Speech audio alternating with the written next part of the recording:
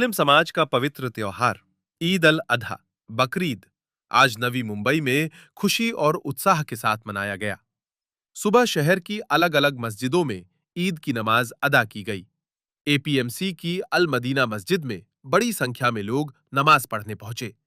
नमाज के बाद लोगों ने एक दूसरे को गले लगाकर ईद मुबारक कहा। बच्चों और युवाओं में भी त्योहार को लेकर खास उत्साह देखने को मिला। पूरे शहर में खुशी और भाईचारे का माहौल रहा। मस्जिदों के बाहर सुरक्षा के लिए पुलिस का कड़ा बंदोबस्त भी किया गया। ईद उल अज़हा का विशेष तो ये, सबसे पहले सभी को, अपने भाइयों को ईद मुबारक, अपने देशवासियों को ईद मुबारक, मेरे हिंदू भाइयों को, बाकी सब जितने भी समाज के हमारे हिंदुस्तान में लोग हैं, उन सबको पहले ईद की मुबारकबाद।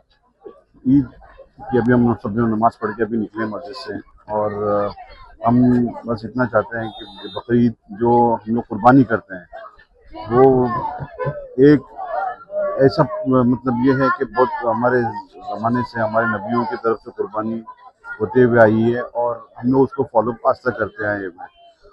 और उस कुर्बानी का गोश्त, उसके 3 हिस्से होते हैं, एक गरीबों का हिस्सा, एक रिश्तेदारों का हिस्सा और एक अपने घर का हिस्सा। इस तरीके से हम गरीबों को जो गोश्त बांटते हैं, तकसीम करते हैं, हमारे रिलेटिव में, अपने दोस्तों में बांटते हैं। इस तरीके से हम ईद मनाते हैं। आज के दिन संदेश देना चाहता हूँ कि आपस में अमन भाईचारा रखें। किधर पे भी कुछ भी किस चीज़ की वजह से अपने जैसे हिंदुस्तान में जो तकलीफें चल रही हैं एक समुदाय को लेके, सब जन वो चीज को छोड़ के हम एक आओ गले मिले, एक दूसरे से भाईचारे से रहें। ईद उल अजहा एक हमारे लिए त्यौहार है, और ईद उल अजहा जो है एक हमें आपको पूरी दुनिया को एक संदेश और मैसेज देता है, एक अमन व अमान का। ईद उल अजहा का माना, ईद का माना हो गया खुशी का। तो खुशी का पैगाम इस्लाम पूरी दुनिया को देता है। इस खुशी में थोड़ी सी एक अलग ये इसलिए है, ये जो हम यहाँ खुशियाँ बांटते हैं, तो अल्हम्दुलिल्लाह जो हमारे इस्लाम में जो कुर्बानी देने का मतलब हुक्म आया है, हम कुर्बानी दे करके गरीब, यतीम, बेवा, मिस्किनों के साथ खुशियाँ बांटते हैं। जैसा हम अपने जानवर को, अपनी मतलब के माल को कुर्बान करके जो जानवर कुर्बान करते हैं, उसमें जो गोश्त निकलता है, गोश्त हम 3 हिस्सों में तकसीम करके एक हिस्सा अपने दोस्त को देते हैं, एक हिस्सा अपने घर के लिए रखते हैं, और एक हिस्सा अपने गरीबों में बांटते हैं। इस खुशियों में सबको शामिल करते हैं, दोस्त, अहबाब, अपने गरीब, यतीम सबको।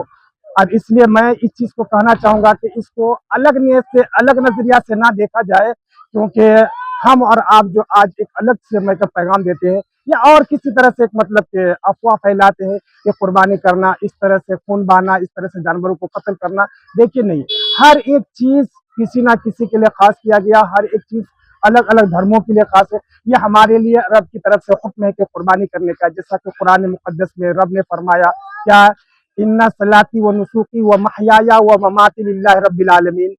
ए महबूब, आप फरमा दो, बेशक हमारी नमाजें, हमारी कुर्बानियां, हमारा मरना, हमारा जीना अल्लाह ही के लिए है। तो रब का हमारे लिए हुक्म है, इसलिए हम उस हुक्म पर अमल करते हैं।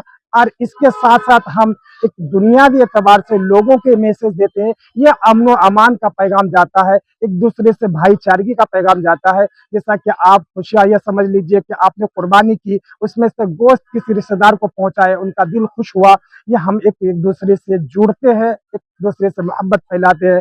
ये मतलब इस्लाम अमन व अमान का पैगाम देता है, और इससे प्यार और मोहब्बत के रिश्ता को आगे बढ़ाता है। मेरे से मैं इसलिए अपने देशवासियों से कहूंगा कि अपने आपस में इत्तेहाद और इत्तेफाक के साथ जिंदगी गुजारे, ताकि हमारा देश आगे बढ़े, हम और मतलब विश्व गुरु बने, और हमारा पूरी विश्व दुनिया में हमारा पैगाम जाए कि ये हमारा हिंदुस्तान एकता है, हमारा हिंदुस्तान सबके साथ मिलकर चलने वाला ये देश है।